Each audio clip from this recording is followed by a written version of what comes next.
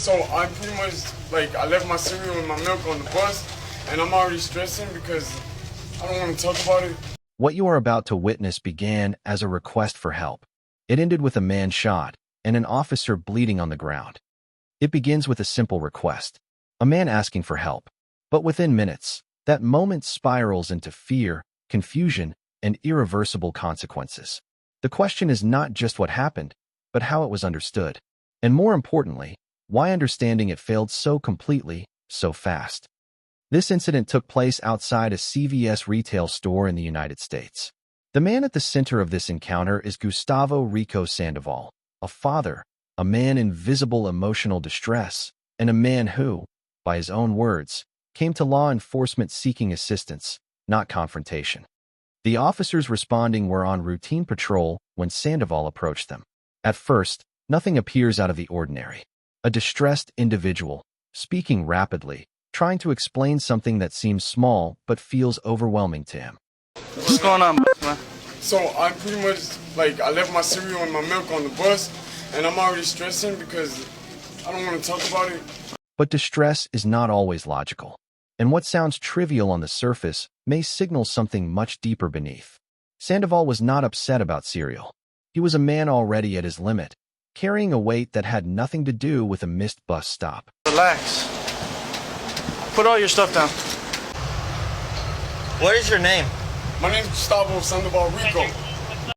The officers follow standard protocol. They ask him to put his belongings down. They request his name and identification. To them, this is the beginning of a routine welfare assessment. But to Sandoval, something entirely different is already happening. Put all your. If you want our help, If you want our help and you want us to talk, you need to put that stuff No, down. because I'm not going to tell you what I got going on in my life. In that exchange, two entirely different conversations are already taking place. One driven by procedure, the other driven by fear. And from this point forward, those two conversations will never fully align.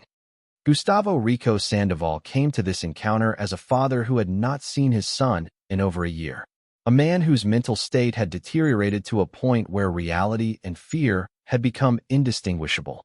What unfolds in the next several minutes is not simply a confrontation. It is the product of a system meeting a crisis it was never fully equipped to handle. Sandoval Rico. Okay, hold on. Let me get your info. His name is now on record, but who he truly is in this moment. A grieving father, a man in psychological crisis, a person who came asking for help. That is the part the system struggles to read. And that gap between data and humanity is where this story truly begins. Stay with us, because what follows will challenge everything you think you know about how we respond when someone is falling apart in plain sight.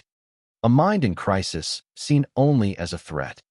A mind in at the heart of this encounter lies a powerful and unsettling reality.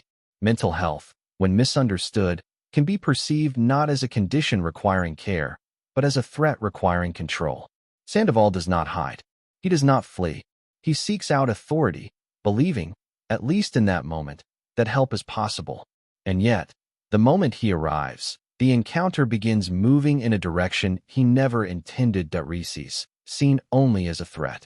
You ain't gonna shoot me, bro. What are you reaching for? Let me go. I'm a fucking father, bro. In one breath, he declares he is not a threat. In the next, he reveals who he is, a father. But that declaration lands differently depending on which side of this encounter you are standing on. To him, it is an appeal to his humanity. To the officers managing an increasingly agitated individual, it is background noise beneath a more urgent concern. Let me go. Let me tell y'all what's wrong. That's what we're trying to My talk to you apartment about. complex is getting fucking bashed in. Okay. His words have now moved beyond what a standard police interaction is equipped to process. He speaks of forces targeting him, of danger that no one around him can see. In his mind, the threat is completely real. To those around him, it registers as irrational and therefore dangerous. This is precisely where the first and most critical failure occurs. Not a failure of intention, but a failure of interpretation. The system encounters a mind in crisis and reads it as a body posing risk. I'm a dad, bro, and I haven't seen my son in a long time. We're trying to help you. And over a year. That line carries everything this encounter is truly about. A year of separation from his child. A grief so overwhelming it surfaces even in the middle of a confrontation with armed officers. These are not the words of someone planning violence. This is the language of someone who is breaking quietly while the world around him responds only to the noise. Grief and danger can sound exactly the same when no one is trained to tell them apart. The officers, trained to assess risk, interpret his agitation through a lens of potential harm. His refusal to comply, his erratic movements, his heightened emotional state, all of it confirms what their training tells them to watch for. But beneath that surface lies something else entirely. Something less visible but equally urgent. A mind that has reached its absolute limit and does not know how to come back from it. Hold on. It's gonna be the individual we were talking to is having a mental breakdown of some sort. It's getting aggressive with us. A mental breakdown is named, recognized, spoken aloud into a radio, and then, in the very next breath, set aside in favor of a weapons assessment. Because once behavior is labeled as dangerous, every action that follows is shaped by that single assumption. The man's suffering becomes invisible, rendered unreadable by the more urgent language of physical threat. His grief is not heard. His fear is not met with compassion. It is met with commands. And in that shift, the possibility of understanding begins to disappear entirely. In a system trained to identify danger, distress can only be recognized once it has already become dangerous. By then, it is almost always too late. But recognizing that a breakdown is occurring and knowing how to respond to it are two entirely different things. And what happens next reveals exactly how wide that gap truly is. How control became confrontation. Escalation rarely arrives as a single dramatic event. It accumulates through a series of small, compounding moments, each one narrowing the available responses, each one making the next confrontation slightly more inevitable. Instructions are given. Resistance follows. Voices rise. Space closes. And with every exchange, what began as a welfare interaction edges closer to something neither side intended. Us, man. Let me walk over there and I'll tell you what's going on. No, you're gonna stay right here. What's You're not going gonna on? tell me what to do. My freedom. You came to us to tomorrow. I help. promise, bro. To nobody. What's going on? Because y'all are the police that can That help me. refusal costs more than it appears to. He offered information. He was denied space. And in that denial, the fragile possibility of communication begins to close. From his perspective, he is being controlled without cause. From the officer's perspective, movement means risk. Neither reading is entirely wrong. And that is precisely what makes what follows so devastating. The encounter has entered a feedback loop where every action generates a defensive reaction. Each attempt to establish control is met with increased defiance, not out of intent to harm, but out of fear, confusion, and a fractured sense of trust that was never fully established to begin with. What could have remained a conversation begins to resemble a confrontation. And within that shift, every remaining opportunity for a different outcome quietly disappears. John, you get closer, I'm gonna fuck you up. Stop Dog. fucking reaching. Man, bro. Turn around. No! Turn around. Dog. Let me go. Let me tell y'all what's wrong. Both sides are now reacting entirely to fear, not to facts. He threatens because he feels cornered. They command because protocol demands control.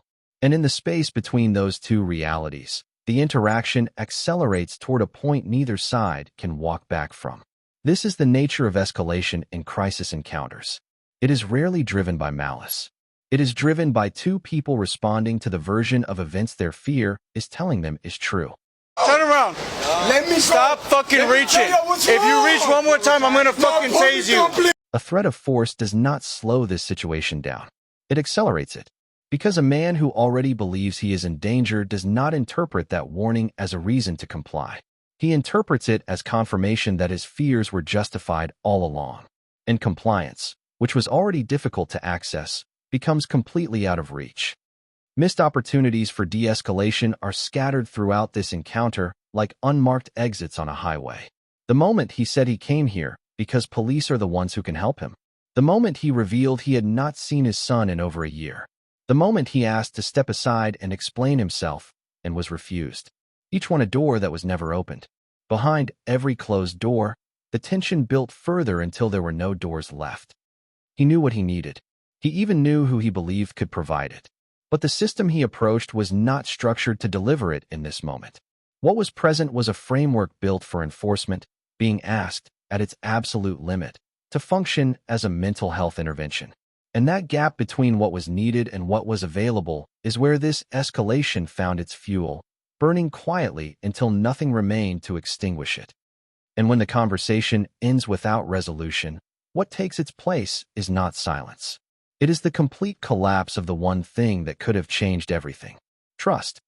Communication, which could have served as a bridge, instead becomes a barrier. Sandoval attempts to explain himself repeatedly throughout this encounter, but his words are fragmented, emotional, and increasingly difficult for anyone outside his internal experience to follow. He wants to be understood more than anything else in that moment. Yet he cannot find the language to make that happen. And the harder he reaches for it, the further it moves from his grasp. Trying, bro. I am chilling, but you're not gonna touch me. I didn't break no law. I didn't do nothing suspicious. And I know my statutes and codes, bro, and I will sue you. He is reaching for the only framework he believes still carries power in this moment. The law, his rights, the threat of accountability. Not because he wants conflict, but because he has exhausted every other way to make himself heard. And even this final attempt to be recognized as a person with dignity lands not as a plea, but as provocation. Commands require compliance, and compliance requires trust. In this encounter, trust is already fractured beyond repair long before the situation reaches its breaking point. Sandoval believed he had entered a situation where he could explain himself, where his fear and his grief would be received with some measure of human empathy. The officers believed they were managing an agitated, potentially armed individual behaving erratically in a public space. These two definitions of the same encounter are entirely incompatible, and neither party had the tools or the context to bridge them.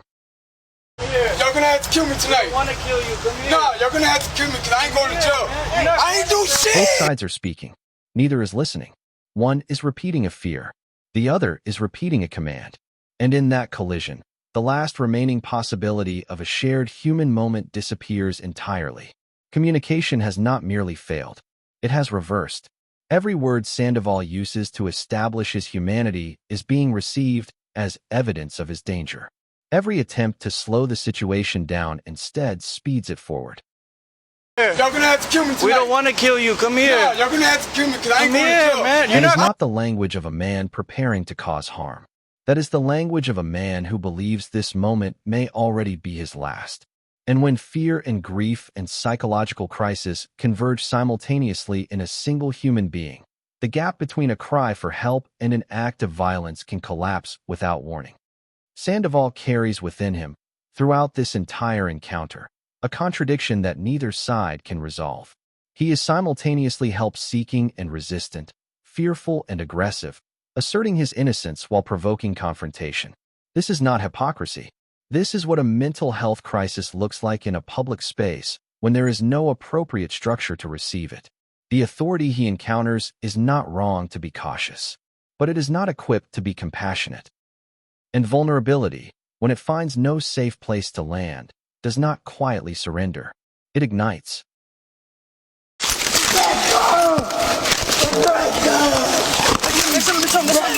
Stop, please. Get away. Hey, stop. Get up. Back up. Back up.